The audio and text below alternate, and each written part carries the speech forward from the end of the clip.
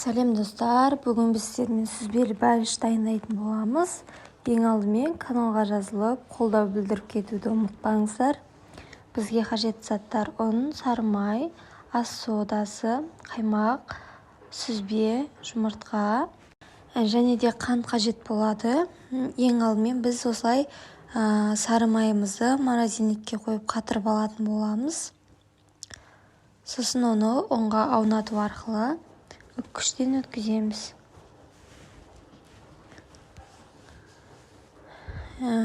Холодильниктегі емес, морозильниктегі майды қолданыңыздар. Себебі холодильниктегі май дұрыс өтпеуі мүмкін. Осылай өткізіп алатын боламыз.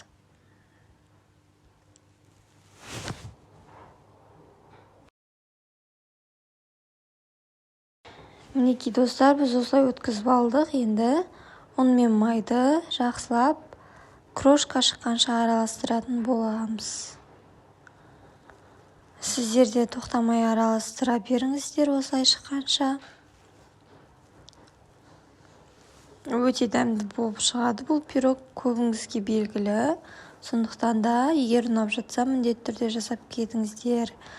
Жасап жатсаңыздар комментарийға немесе сіздер қалай жасайсыздар, сол жайлы қалдырсаңыздар болады.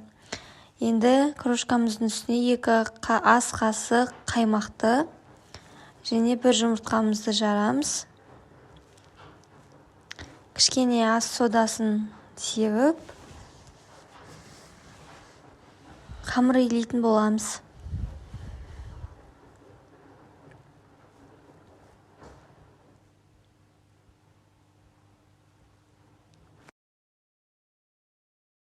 Мінекей достар, бізде осындай әдемі қамыр шықты. Енді осыны демалдыру мақсатында пленкаға орап, жарты сағаттай холодильникке қойып қоятын боламыз.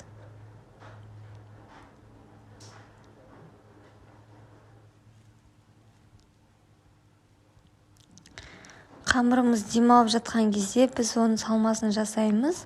Ол үшін бізге осындай сүзбе қажет болады. Және де үстінен кішкене қантымызды сеуіп, жұмыртқамызды жаратын боламыз.